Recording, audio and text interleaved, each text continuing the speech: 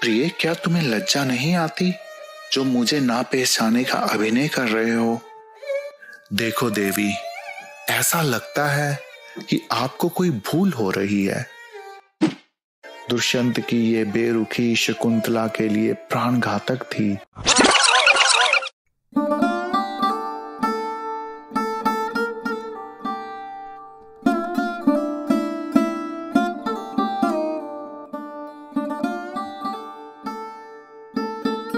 नमस्कार दोस्तों, आज मैं आपके सामने लेकर आया हूं प्रियम शकुंतलम ऑडियो बुक का 5वां अंक।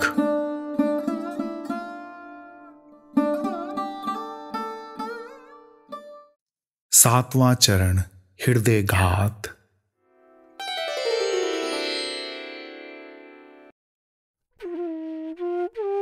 कई दिन बीत गए, परंतु ना दुष्यंत आए, ना ही उनका कोई संदेश आया। अब ऋषि कणव भी आश्रम वापस आ गए और उनको सब घटनाक्रम पता लगा। ऋषि कणव ने अपने कुछ ऋषियों संग शकुंतला को राजमहल भेज दिया। यात्रा करते समय जब शकुंतला नदी से जल लोटे से भर रही थी तो उसकी मुद्रिका जो दुष्यंत ने उसे दी थी जल में गिर गई। अब शकुंतला जब दुष्यंत के दरबार में पहुंची तो बड़ी व्याकुलता से अपने प्रेमी की तरफ भागी।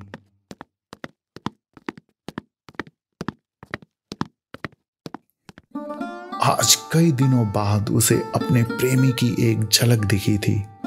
आज तिल भर की भी दूरी उसे मंजूर नहीं थी, परंतु कुछ सैनिकों ने उसे रोक लिया। दुष्यंत यह सब देखकर,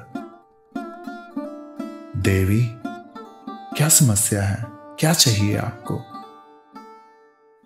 यह वचन जब शकुंतला के कानों में पड़े तो उसे यकीन नहीं हुआ।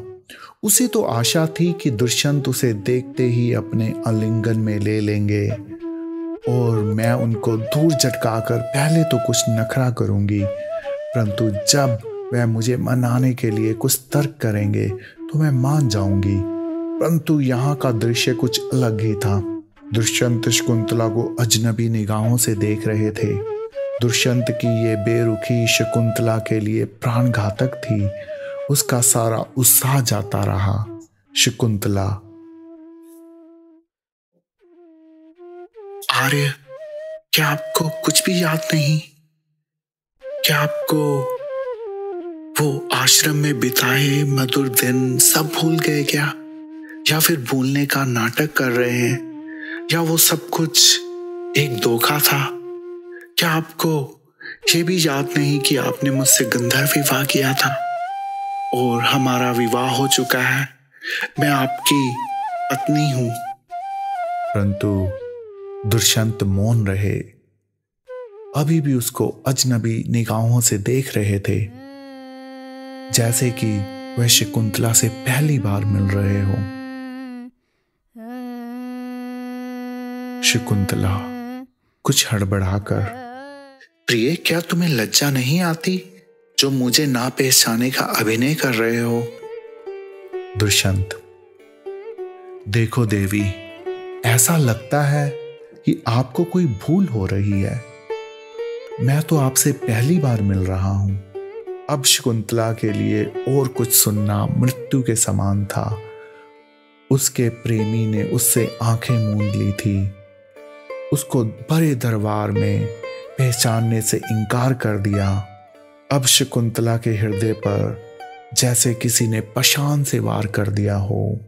शकुंतला मन में, यह सब तो होना ही था। पिता कणव कहते हैं कि अत्यंत मोह दुख को जन्म देता है।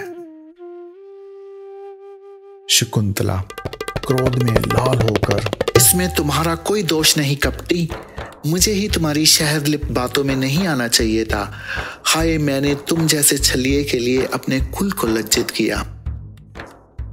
दुष्यंत मन में, इस सुंदरी का क्रोध तो सत्य प्रतीत होता है, पर मैं क्या करूं? मुझे कुछ याद भी तो नहीं आता।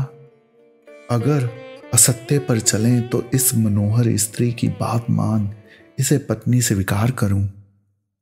शकुंतला अपना हाथ राजा की ओर बढ़ाकर, अगर तुम मुझसे पहली बार मिल रहे हो तो ये मेरे हाथ में राजमुद्रिका कैसे आई? दुष्यंत आश्चर्य से, कहाँ है मुद्रिका? मुझे तो कुछ दिखाई नहीं देता। शकुंतला अपना हाथ देखती है और मुद्रिका को ना पाकर हैरान होती है। शकुंतला भावुक होकर, लगता है मेरी मुद्रिका खो गई है। अगर मुद्रिका हाथ में भी होती तो क्या फर्क पड़ना था? जब तुमने मुझे ही नहीं पहचाना तो मुद्रिका को कैसे पहचानते? मैं भी किस कपटी की बातों में आ गई। दुष्यंत, देखो सुंदरी, अब तुम अपनी सीमा लांघ रही हो। अगर तुम ऋषि पुत्री ना होती तो मैं इसी समय तुम्हें इस अपराध के लिए दंडित करता। शकुंतला,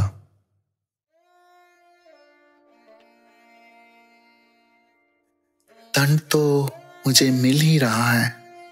तुम पर विश्वास कर कर तुम आर्य नहीं अनार्य हो, कपटी हो, जिसने काम के वश हो मुझसे झूठा विवाह रचाया। अब मैं राजसभा में एक भी पल नहीं रुकना चाहती।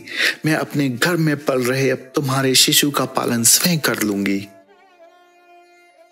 अब शकुंतला गुस्से में और शोक से भर राजसभा से चली गई।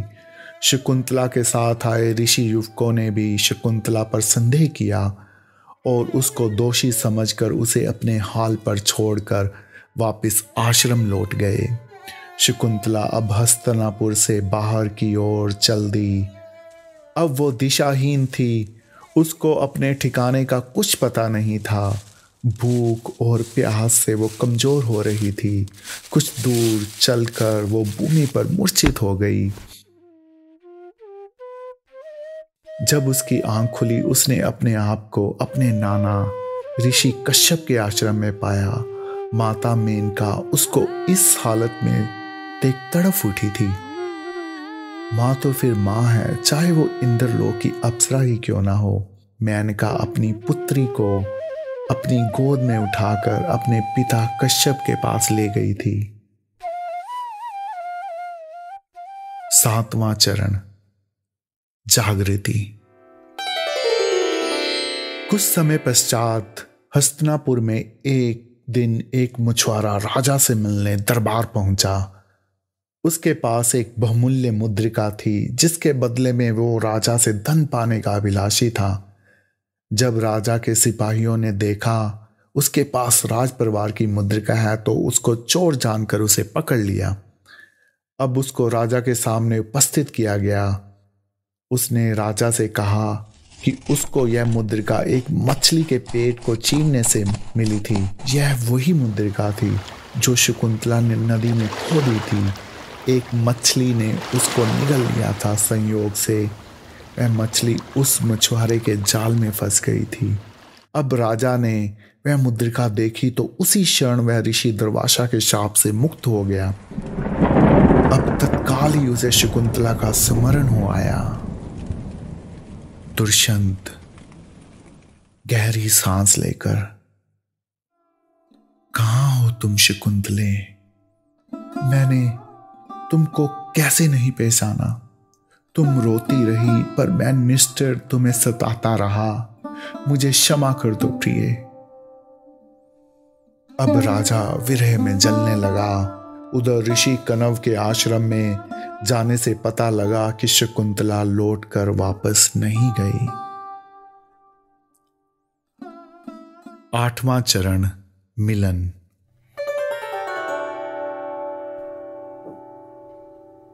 कुछ वर्षों पश्चात दुष्यंत एक युद्ध से विजयी हो लौट रहे थे। मार्ग में ऋषि कश्यप के आश्रम की दिव्यता से प्रभावित हो उस ओर आ गए।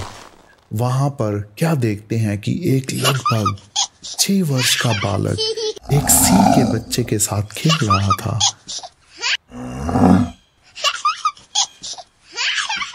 वह सिंह का बच्चा थक कर अपनी माता के पास जाना चाहता था पर यह बालक बलपूर्वक उसको खींचकर अपनी ओर ले आता। ये दृश्य बड़ा ही असाधारण था। राजा उस बालक की वीरता से चकित था। दुष्यंत मन में, ये साहसी वीर बालक कौन है? तेज से तो कोई क्षत्रिय लगता है, पर इस आश्रम में क्या कर रहा है? इतने में गेरुए वस्त्र धारण किए एक साधिका वहां पर आ गई। साधिका, क्यों सताते हो उसको? अगर शेरनी क्रुद्ध हो गई तो तुमको मजा चखा देगी। बालक, साधिका, ठहर दुष्ट बालक, मैं अभी तुम्हारी शिकायत तुम्हारी माता शकुंतला से करती हूँ। यह सुन दुष्यंत साधिका के पास जा पहुंचा। दुष्यंत, ये बालक कौन है? इसके पिता का क्या नाम है? साधिका, इसके पिता राजा दुष्यंत है। इतने निष्ठुर की अपनी पत्नी को गर्भवती अवस्था में त्याग दिया। दुष्यंत, क्या आप मुझे इसकी माता से मिला सकती हैं? वो निष्ठुर दुष्यंत मैं ही हूं। दुष्यंत शकुंतला को देखते ही उसको पैरों में गिर जाते हैं। दुष्यंत शकुंतला से, प्रिय, मुझे क्षमा कर दो। ना जाने मुझे क्या हो गया था, जो अपने प्राणों से भी प्रिय शकुंतला को भूल गया। शकुंतला, अब ऐसा क्या हुआ जो मैं प्राणों से भी प्रिय हो गई? उस दिन दरबार में तो मुझे झूठी साबित कर दिया था। एक बार गलती हुई, अब मैं फिर से तुम्हारी चिकनी बातों में नहीं आने वाली। चले जाओ यहां से, मैं तुम जैसे छलिए से दूर ही भली। इतने में वहां पर ऋषि कश्यप आ जाते हैं। ऋषि कश्यप शकुंतला से, बेटे दुष्यंत को क्षमा कर दो, इसमें इसका तिल भर भी दोष नहीं। यह तुम्हें दुर्वासा के श्राप के कारण भूल गया था। अब ऋषि कश्यप ने सारा किस्सा विस्तार से बताया। यह सब सुनकर शकुंतला ने अपने असभ्य व्यवहार के लिए दुष्यंत से क्षमा मांगी। दुष्यंत शकुंतला को गले से लगाकर, नहीं शकुंतले, ये तुम्हारा दोष नहीं, मेरा दोष है। मेरी वजह से तुम्हारे इतना अपमान हुआ और तुम्हें इतनी पीड़ा सहनी पड़ी। मुझे माफ कर दो प्रिय, मुझे माफ कर दो प्रिय। अब दोनों प्रेमियों की प्रेम की धारा फिर से बह उठी। आगे चलकर उनके साहसी पुत्र भरत एक चक्रवर्ती सम्राट हुए। उन्हीं की कीर्ति से हमारे इस भूखंड का नाम भारतवर्ष पड़ा। समापन।